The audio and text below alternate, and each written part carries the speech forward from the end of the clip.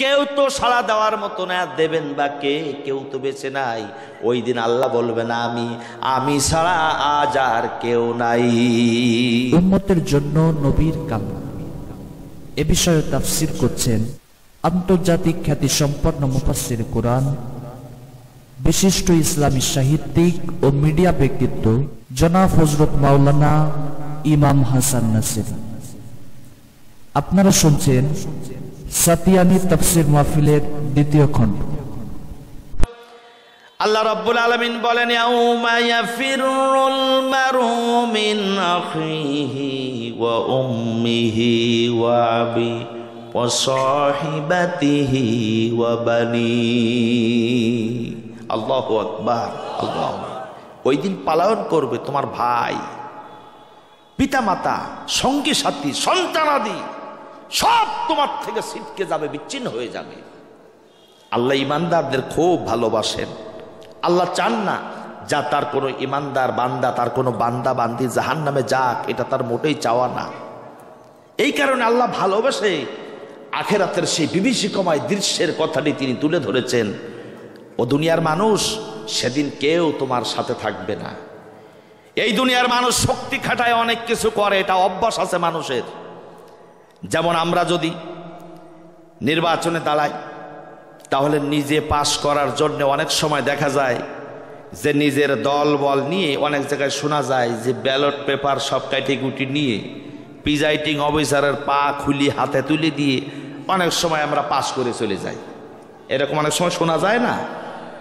দুনিয়ার মানুষ যাতে এইটা চিন্তা না করে যে আখিরাতের ময়দানে আসবে তো ফেরেশতা ধরতে আসতে, 5-7 জন মিলে 10-12 জন মিলে এক এক ফেরেশতা ধরবো, ধরে কাজ করে ফেলি তুই জান্নাতে ঢুকে যাব, কে আর ঢুকতে দেবে না, ঢুকে যাব। এই চিন্তা বান্দা যেন তুমি কইরো না।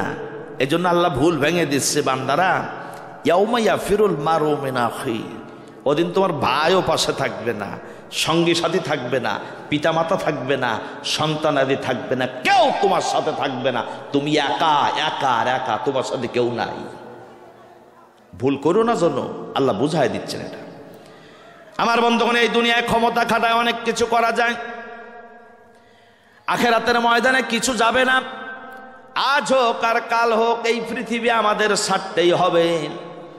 আমরা কেউ এখানে থাকবো না, এই পৃথিবী ওইভাবে থাকবে না, আকাশ থাকবে না, জমিন থাকবে না, কিছুই এই অবস্থায় থাকবে না, সব শেষ হয়ে যাবে। আপনি চিরকাল বেঁচে থাকবেন নাকি? জবাব যারা দিলেন না, বাঁচবেন নাকি? কতদিন বাঁচবেন তা বলতে পারেন নাকি? একজন বলছিল পারবো। লোকেরা বলছে কি আশ্চর্য, কেউ আজ পর্যন্ত বলতে পারলো না যে সে কয়দিন বাঁচবে, আর তুমি বলতে পারবা? বলে হ্যাঁ আমি পারবো। বলছো বলো তো দেখি তুমি কতদিন বাঁচবা? তা সে বলছে আমি যতদিন না মরি ততদিন বাঁচবো। এইটা হতে পারে যে যতদিন না মরে ততদিন বাঁচবে, কিন্তু কতদিন যে মরবে, বেঁচে থাকবে, কতদিন যে মরবে না, এ কথাটা কি কেউ বলতে পারে নাকি? কেউ বলতে পারে না। আপনি বসে আছেন, দাঁড়াবার গ্যারান্টি আপনার কাছে নাই, আমার কাছেও নাই। আমি কথা বলছি, আমার কথা শেষ হবে তারও কোনো গ্যারান্টি নাই। আমি এর আগেই চিট হয়ে চলে যেতে পারি, কোনো গ্যারান্টি নাই। কত মানুষ তো কথা বলতে বলতে শেষ হয়। ভাত খাবে, প্লেট নিয়ে বসেছে, ভাত সব রেডি করেছে, হাতে উঠাইছে, গালে দেবে, এই অবস্থায় দুনিয়ার বুক থেকে চলে যায়। এটা বাস্তবতা, দুনিয়ার বাস্তবতা। আমরা এখানে চিরকাল থাকবো না। আর এই যে আকাশ উপরে দেখেন, আকাশ থাকবে না, জমিনের অবস্থায় থাকবে না, পাহাড় পর্বত কোনোটাই অস্তিত্ব এইভাবে নিয়ে থাকবে না। আল্লাহ যখন কিয়ামত ঘটাবেন, তখন আকাশ থেকেই প্রথম শুরু করবেন। বিশাল একটা ধাক্কা, আসমান জমিন সব মিলে একটা প্রকম্পিত ধাক্কা হবে, বিরাট এক ঝাঁকুনি হবে। সেই ঝাঁকুনিতে আকাশ ফেটে যাবে। আপনি বলতে পারেন হুজুর আকাশ ফাটতে কি হয়েছে? হ্যাঁ, অনেক কিছু হয়েছে। আল্লাহ রাব্বুল আলামিন কিয়ামত কিভাবে ঘটাবেন তার দৃষ্টান্ত তো কোরআনুল কারীমের পাতায় পাতায় দান করেছেন। আর সূরা ইনফিতারে একেবারে ধারাবাহিকভাবে তিনি সাজায়া দিয়েছেন। আল্লাহ পাক বলছেন, ইযাস সামাউ ফাতারাত ওয়া ইযাল কাওয়াকিবু তাসারাত ওয়া ইযাল বিহারু ফুজ্জিরাত ওয়া ইযাল কুবুরু বু'থিরাত علمت نفس ما قدمت وأخرت يا أيها الإنسان ما غرك بربك الكريم আল্লাহ রাব্বুল আলামিন বলছেন স্মরণ করো সেই সময়ের কথা যখন আকাশ ফেটে যাবে, তারকা মণ্ডলী খসে খসে পড়বে, এরপরে সমুদ্রের তলদেশকে ফাটায়া দেওয়া হবে, কবরের ভিতরে মাটির ভিতরে যা কিছু আছে সব বের হয়ে আসবে। মানুষ সেদিন তোমরা জানতে পারবে কি আগে পাঠায়েছো কি পরে পাঠায়েছো। ইয়া আইয়ুহাল ইনসান, ও মানব মণ্ডলী, মা গররাকা বিরব্বিকাল কারীম, এই মহান রব থেকে কে তোমাদেরকে দূরে সরাইয়া নিয়ে গেল। আল্লাহ কত সুন্দর করে ধারাবাহিকভাবে বর্ণনা করেছে। আকাশ ফেটে যাবে, এই যে মাথার উপরে যেটা সাদা সাদা দেখেন ওটা আকাশ না, ওটা মেঘ। আকাশ হলো যেটা নীলা নীলা থাকে দূরে, ওইটা আকাশ। আকাশ যখন ফেটে যাবে তখন সব অস্তিত্ব বিচ্ছিন্ন হয়ে যাবে। তার কারণ আকাশকে কেন্দ্র করে চন্দ্র, সূর্য, গ্রহ, নক্ষত্র, গ্যালাক্সি সব আকাশকে কেন্দ্র করে নির্দিষ্ট দূরত্ব বজায় রেখে সব ঘুরতেছে। আপনি বলতে পারেন হুজুর ঘরে ঘুরুক, আকাশ ফাটে ফাটুক, তা আমাদের কি হবে? হ্যাঁ, আপনার হবে, অনেক কিছু হবে, আমারও হবে। আকাশ যখন ফেটে যাবে তখন ওদের ভারসাম্য থাকবে না। এই যে চন্দ্র, সূর্য, গ্রহ, নক্ষত্র, গ্যালাক্সি যা ঘুরতেছে কারোর ভারসাম্য থাকবে না। সব তখন একটার সাথে আর একটা ধাক্কা লেগে টাস টাস করে খসে খসে পড়তে থাকবে। আল্লাহু আকবার। আপনি হুজুর পড়বে তা কি হয়েছে? পড়ুক, সূর্য তো দেখে একটা থালার মতো, ওইটা পড়ুক আমাদের বিলে। তারা দেখি ছোট্ট ছোট্ট, ওগুলো আমাদের সালের ঘরে পড়ুক, অসুবিধা কি? আপনি হয়তো ভাই বলতে পারেন যে সূর্য একটা থালার মতো দেখতে মনে হয়, কিন্তু এই সূর্য থালার মতো দেখেন কত বড় জানেন? পৃথিবী ছাড়া প্রায় 13 লক্ষ গুণ বড়। আল্লাহু আকবার বলেন, জোরে বলেন আল্লাহু আকবার। শুধু কিছু ছাগল আছে জানে না, তাই লাভ দেয়। এই পৃথিবী ছাড়া 13 লক্ষ গুণ বড় সূর্য, যেটা থালার মতো দেখেন। আবার এই সূর্য কত ছোট জানেন? এই সূর্যকে চকলেটের মতো চুষে গিলে খাইতে পারে হাজার হাজার না লক্ষ লক্ষ সূর্য। এত বড় বড় গ্যালাক্সি মহাকাশ আল্লাহ তাআলা রেখে দিয়েছেন, সুবহানাল্লাহ বলেন। যে পৃথিবী ছাড়া 13 লক্ষ গুণ বড়, এর চকলেটের মতো করে গিলে খাইতে পারে এত বড় বড় গ্যালাক্সি মহাকাশে রয়েছে। আগুন আর আগুন, এগুলো সব আগুন। আমার বন্ধুগণ, বিজ্ঞান দ্বারা আপনি কোরআনকে মিলায় নেন। আল্লাহ রাব্বুল আলামিন বলছেন আকাশ ফেটে যাবে। বর্তমান নাসা বিজ্ঞানীরাও গবেষণা করে পেয়েছে আকাশের স্তর হালকা হচ্ছে, কোথাও কোথাও ফাটল তারা লক্ষ্য করছে। তারা ধারণা করেছে, মন্তব্য পেশ করেছে, এভাবে যদি চলতে থাকে অচিরেই আকাশের স্তর হালকা হয়ে যে আকাশ একদিন ফেটে যাবে। সেই সমস্ত ইহুদি খ্রিস্টান বিজ্ঞানীরা তারাই তথ্য পেশ করেছে। আর আল্লাহ বলছেন আমি আকাশ ফাটাবো। আকাশ যখন ফেটে যাবে তখন ওগুলো সব তারকাগুলো, নক্ষত্রগুলো, আগুন আর আগুন, ওগুলো সব পড়তে থাকবে উপর থেকে। আল্লাহ রাব্বুল আলামিন বলেন ওয়াইযাল কাওয়াকিবু তাসারাত, সেদিন তারকাগুলো সব বিচ্ছিন্ন হয়ে পড়তে থাকবে। এরপর আল্লাহ পাক বলেন ওয়াইযাল বিহারু ফুজ্জিরাত, এরপর আমি সমুদ্রের তলদেশকে ফাটাইয়া দেব। বিজ্ঞানীরা বলেছেন সমুদ্রের তলদেশে আছে আগ্নেয় লাভা, আর এক অংশে আছে গ্যাস। সমুদ্রের তলদেশে বিশাল গ্যাস ভান্ডার রয়েছে, আর সমুদ্রের তলের অনেক নিচু স্তরে আগ্নেয় লাভা রয়েছে। যখন আকাশ ফেটে যাবে উপর থেকে আসতেছে আগুন, আর আকাশ যখন ফেটে যাবে তখন উপর থেকে আসছে আগুন। আর সমুদ্রের তলদেশ ফেটে গেলে গ্যাসগুলো তখন নিচের থেকে পানি ভেদ করে উপরে উঠে আসবে।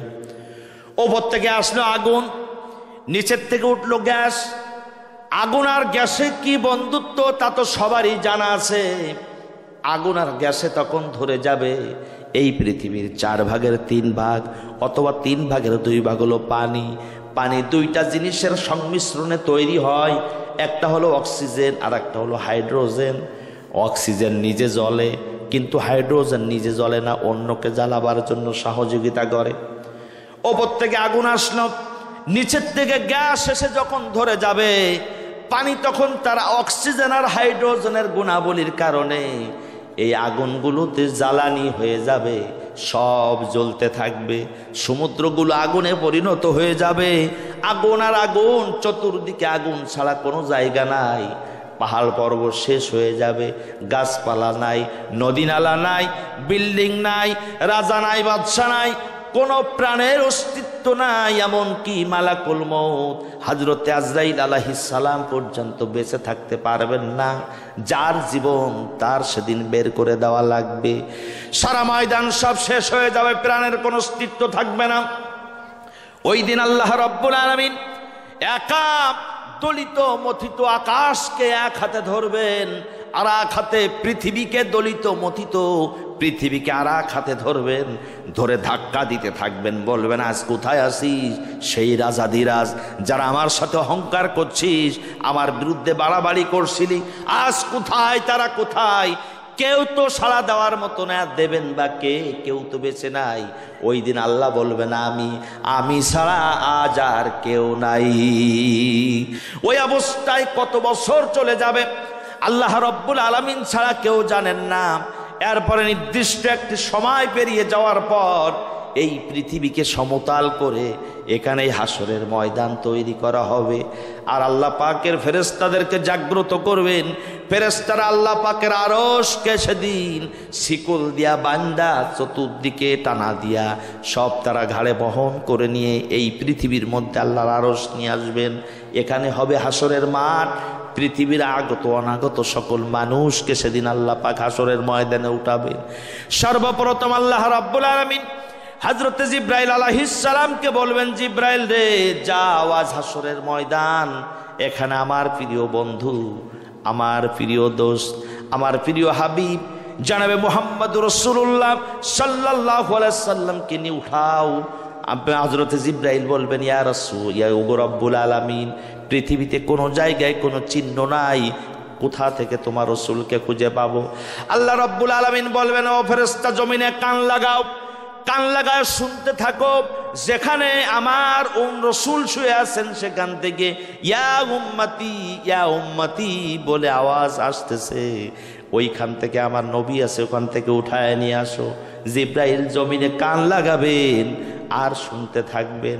দয়ার নবীর ওইখানে যে আওয়াজ যখন শুনবেন, আল্লাহ নবীকে হযরতে জিব্রাইল আলাইহিস সালাম তখন আস্তে করে হাসরের ময়দানে উঠানোর ব্যবস্থা করবেন। বলেন সুবহানাল্লাহ। কেউ সেদিন থাকবে না। নবীজিকে উঠালেন আল্লাহ পাক। মাটির ভিতরে যা আছে আমরা যেখানে লুকায় সব উঠে আসব, কীট পতঙ্গের মতো উঠতে থাকব। বেঈমান নাফরমানেরা লাঞ্ছিত গঞ্চিত অবস্থায় উঠবেন। আর মুমিনেরা সেদিন নববধূ যেমন ঘুমায়, নতুন বর যেমন ঘুমায়, কবরের ভিতর থেকে ফেরেশতারা ওইভাবে আস্তে করে ডাকবে, ওঠো। চিরস্থায়ী জান্নাত জাহান্নামের ব্যবস্থা এখন হবে। হাসরের ময়দান হয়ে গেছে, ওঠো। সেদিন আস্তে করে ইমানদারদেরকে তুলে নেবে, হাসরের ময়দানে নিয়ে আসবে।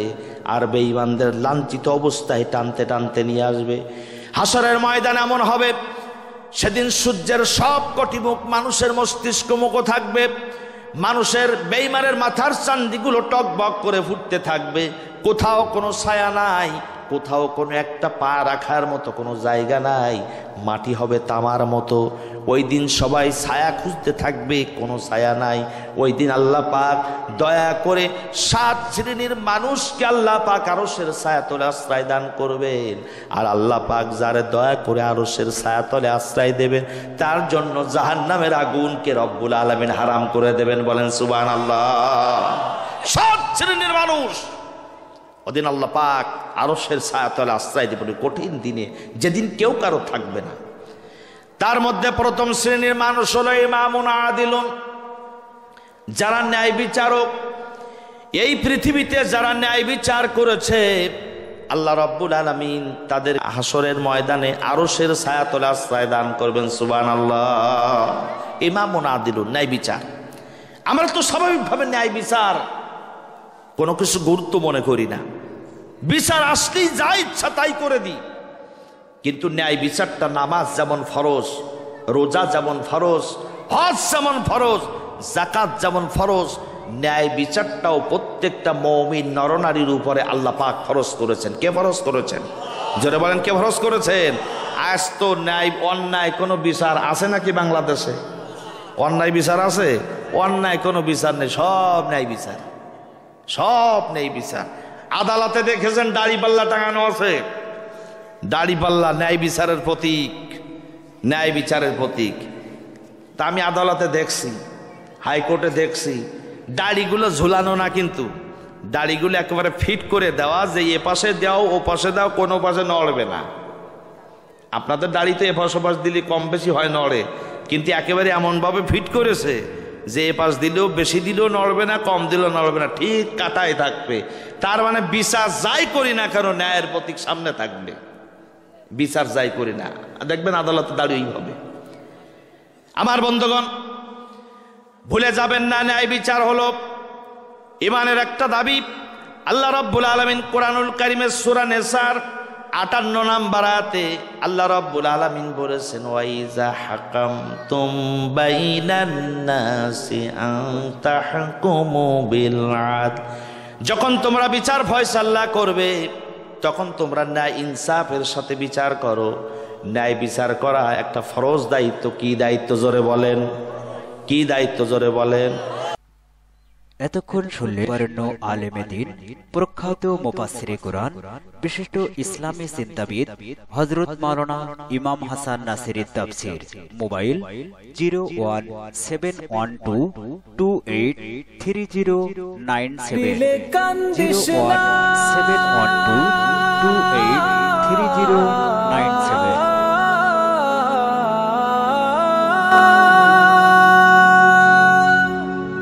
ওরে ও মন বোকা মন, ওরে ও মন বোকা মন, মরিলে কান্দিয়া কি হবে, হায় রে মরিলে কান্দিয়া কি হবে,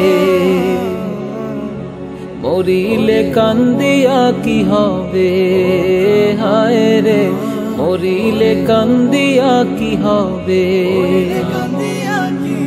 এক নিমিষে বন্ধ হবে সকল জারি জুরি, থাকতে বেঁচে করছো তুমি কতই বাহাদুরি, তুমি চোখ বুঝিলেই যাবে কবরে, হায় রে মরিলে কান্দিয়া কি হবে, মরিলে কান্দিয়া কি হবে, হায় রে মরিলে কান্দিয়া কি হবে। ওরে ও মন বোকা মন, ওরে ও মন বোকা মন,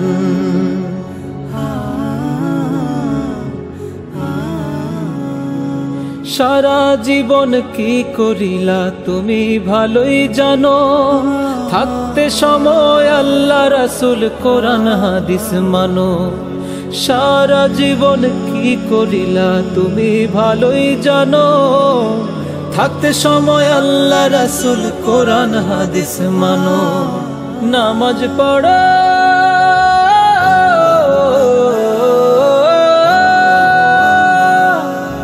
নামাজ পড়ো আল্লাহ ভয়ে, নামাজ পড়ো আল্লাহ ভয়ে, মাফ মিলিবে তবে, মরিলে কান্দিয়া কি হবে, হায় রে মরিলে কান্দিয়া কি হবে। ওরে ও মন বোকা মন, ওরে ও মন বোকা মন,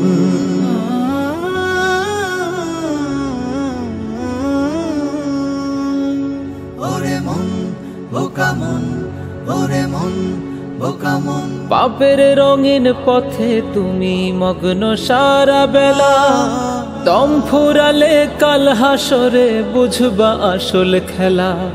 পাপের রঙিন পথে তুমি মগ্ন সারা বেলা, দম ফুরালে কাল হাসরে বুঝবা আসল খেলা। আমল নামা